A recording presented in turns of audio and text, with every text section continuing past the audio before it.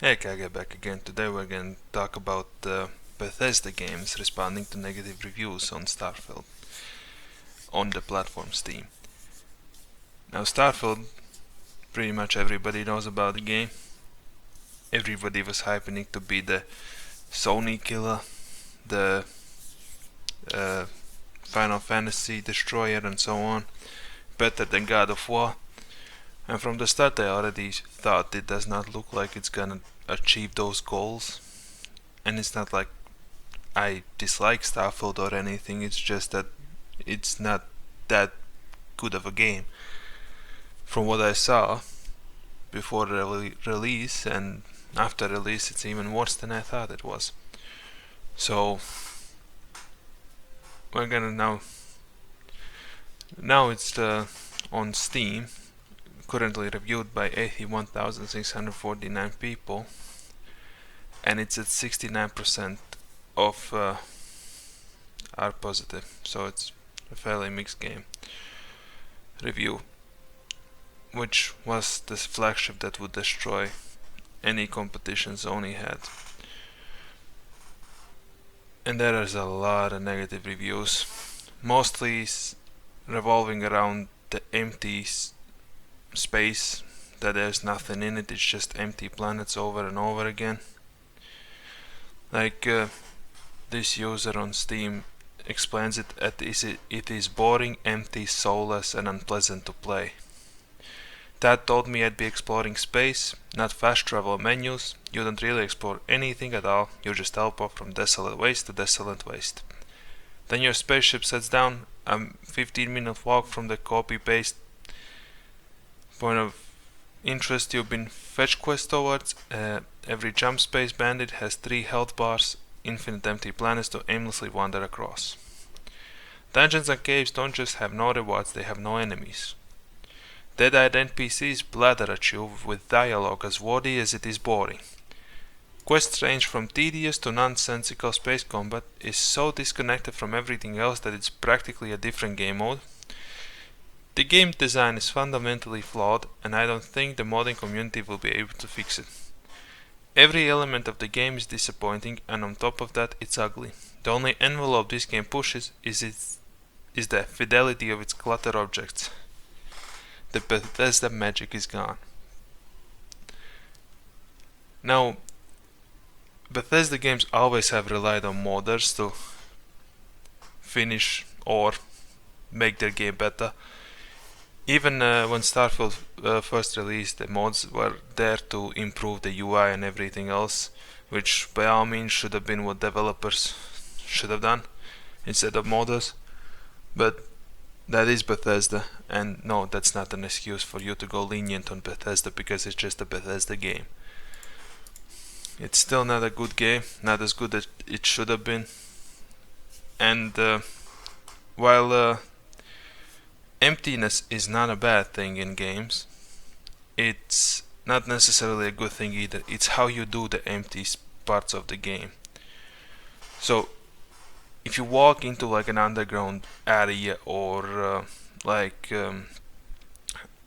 under water ocean exploration stuff, and for the first time you see like this vast emptiness, that's cool and all, but when that vast emptiness is a lot more in instances than it should be, then it loses that magic of it being cool to it's just nothing. So in my opinion, it's not that bad of a deal if you have segments of game that are filled with content, and then you have this giant open area with nothingness in it. It can be pretty cool. But when you have most of it just empty and then some segments of the game are filled with content, then that's not good. Then you might as well just remove the empty ones and just let people get to the action of the game. It's gonna be more intense than it is to just have a segment of content, then a break, then content, then a break. Just remove those empty ones, the breaks, and have fulfilling content throughout. Now let's get into the article by IGN. It starts with Bethesda has taken the unusual step for a AAA video game maker of responding to negative reviews of Starfield on Steam. As spotted by Project Zomboid developer Andy Hodgetts, I apologize if I butchered that, and flagged in a tweet, representatives of the Microsoft-owned company have been replying to negative reviews on Valve's platform since early November amid Starfield's mixed user review. As I stated, the 69% review. Many of the negative reviews echo common complaints with the sprawling space game, like this one posted on November 6 from the player with 56 hours in Starfield. Boring and overrated. There is a wide universe to explore filled with mostly empty planets. I understand they have to do that to sell you on the idea that this is a whole universe, but that doesn't make the game more fun. Exactly what I said. It would have been much better if you had some planets just filled with content than you have a planet, then 10 planets that don't have anything, and then a planet with something. Now the comment continues with, you can land on any planet and explore the copy-pasted locations. You will see the exact same locations from one end of the universe to the other, and everywhere in between. A hodgepodge of messy, slapped together mechanics, bloated skill trees, exploring crafting, base building and RPGs, an FPS, a space opera. Starfield doesn't know what it wants to be. As wide as the ocean and as deep as a puddle. You can explore everywhere, but why would you want to do so? There is no point exploring planets, in my opinion, in Starfield, since they are empty. There's nothing to do, so you're just taking the time of your day to just go to a location that has nothing in it. Now the article continues with, this review sparked a response from someone called Bethesda Kraken, a developer who signed off their post as coming from Bethesda customer support. Greetings, thank you for taking the time to leave a review for Starfield. We are sorry that you do not like landing on different planets and are finding many of them empty. Some of Starfield's planets are meant to be empty by design, but that's not boring. When the astronauts went to the moon, there was nothing there. They certainly weren't bored. The intention of Starfield's exploration is to evoking a feeling of smallness in players and make you feel overwhelmed. You can continue to explore and find worlds that do have resources you need or hidden outposts to look through. Now, it's a pretty stock response and quotes Ashley Chang, Bethesda's managing director, who uttered the phrase, when the astronauts went to the moon there was nothing there. They certainly weren't bored, in a New York Times feature published ahead of Starfield's September launch. Now here's the thing. Yeah, they went to the moon, there was nothing there, but when they went to the moon they had a very specific mission objectives they had to achieve while they were on the moon. Collections of samples, testing equipments, documenting environment and experiences, etc. There was a lot of things they had to achieve while they were there for the first time on the moon. I mean, if you go to the moon now, there's still probably nothing on the moon, but there are missions that need to be accomplished on the moon. So in all honesty, it is more than just emptiness. You have a clear goal of what you need to do there. But in Starfield, let's say you go to the moon, it's empty, that's all you get, just an empty moon. And that's not good. By all means it's not good. Yes, empty doesn't mean it's bad. But so much emptiness that Starfield has, it is bad. And honestly, what can one do?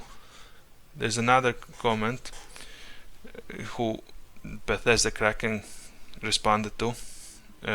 The player had 76 hours on record, and his comment goes, the story is as generic as it gets and the gameplay gets boring. I wish there was a reason to even bother exploring planets and building outposts. Everything is fun until you do it once, then it's all a repeating soulless chore. And here's the developer response, posted on November 27, the same day as the review. Greetings, thank you for taking the time to leave a review for Starfield. You can fly, you can shoot, you can mine, you can loot. Starfield is an RPG with hundreds of hours of quests to complete and characters to meet. Most of quests will also vary on your character's skills and decisions, massively changing the outcome of your playthrough. Try creating different characters with backgrounds and characteristics that clash you of or are opposite of your previous character. You will feel like you are playing a totally different game, but points in different skills from a character you previously created and you are now faced with completely different decisions to make and difficulties to encounter. There's so many layers to Starfield that you will find things you never knew were possible after playing for hundreds of hours. Even after completing the main story, your adventure doesn't end. You can continue onto New Game Plus to keep exploring Starfield and all that is out there. Now yes, it is a 100+ hour game, but it's not a 100+ hour game because it has a lot to do. It's a 100+ hour game because you've stretched it out as much as it's possible. It's not like it's jam-packed with content for those hundreds of hours. It's some repetitive stuff in between, a lot of repetitive stuff.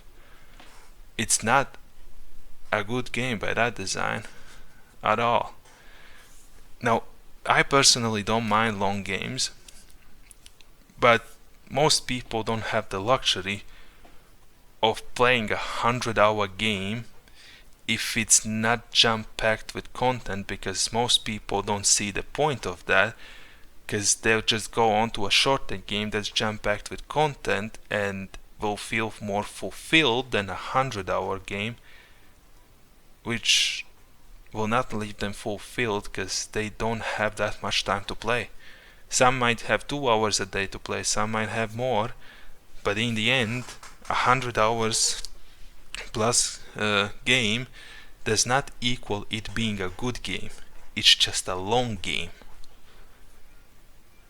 A good game can also be a 10-hour game, but it has content designed for those 10 hours to have as much possible fun and as good as you can be within those 10 hours, and they feel good to play through that game, instead of some 100-hour games where you have the content stretched out and then it's kind of like, well, why am I even doing this?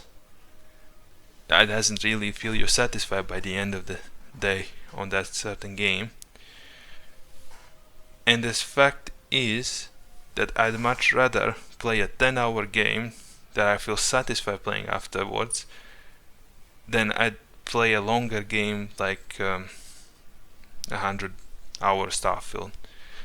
Now there are games that are 100, 200, 300 hours. Like Baldur's Gate, I have like 300 hours on it, or near 300. And I'm still not bored of that game. I'm always finding something to do because the game is fun. And it's just a good game. It can take you 100 hours, 200 hours, 300 hours. I always find something new when I play through segments again. And that's a long game that's designed good. Starfield is just a long game because there's a lot of emptiness you have to go through. That, in my opinion. And here is a response to a player who couldn't get over Starfield's much maligned loading screens from the Kraken response again. And he says, "Hi there, thank you for taking the time to provide your review, and we are sorry to hear that you are disappointed with encountering many load screens while playing. While there may be loading screens in between fast traveling, just consider the amount of data for the expansive gameplay that is procedurally generated to load flawlessly in under 3 seconds. We believe that shortcoming will not hinder our players from getting lost in the world we created. We would be very interested in hearing about your experience with bugs to see if we can assist." Now, this issue with procedurally generated stuff, I personally don't take it into account, in a sense that if somebody would market to me, it is procedurally generated game that you can have 100+ hours in, it doesn't sound good to me. Because procedural generation does fill worlds with stuff. But that's all. They just take a bunch of stuff and put it in the world. Now, I'm not saying procedural generation can't be good, but it can can certainly, at least at the current level of procedural generation, replace a well-designed level.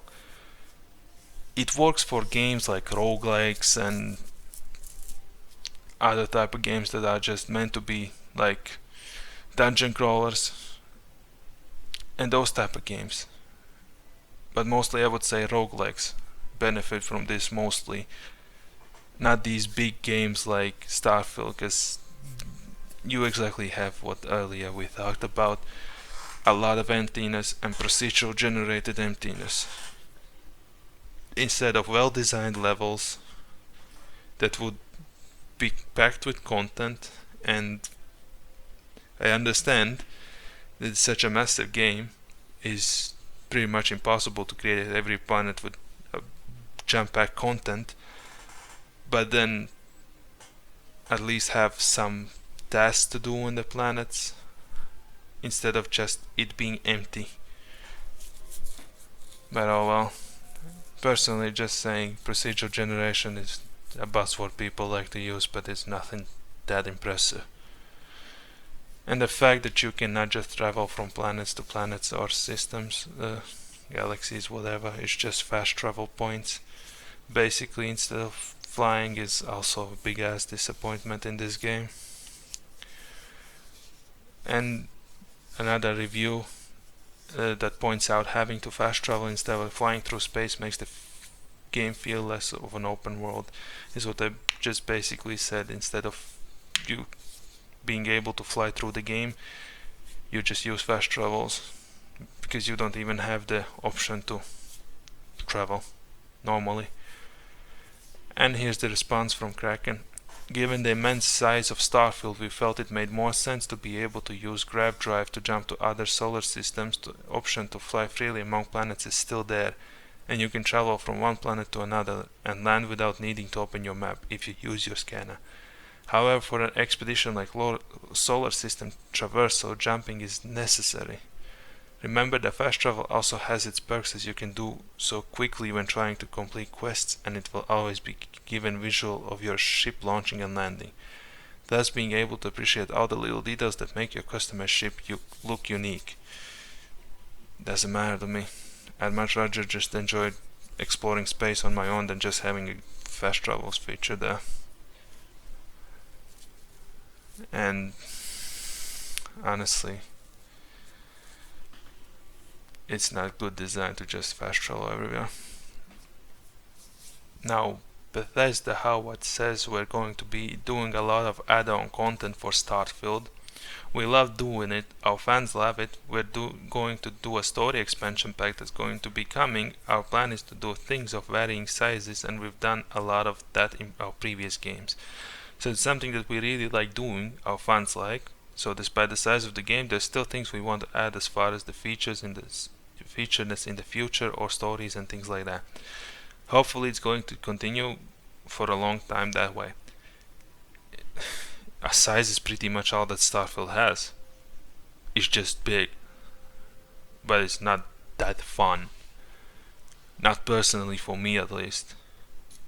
It's like, sure it's big, but what does it has else besides being big?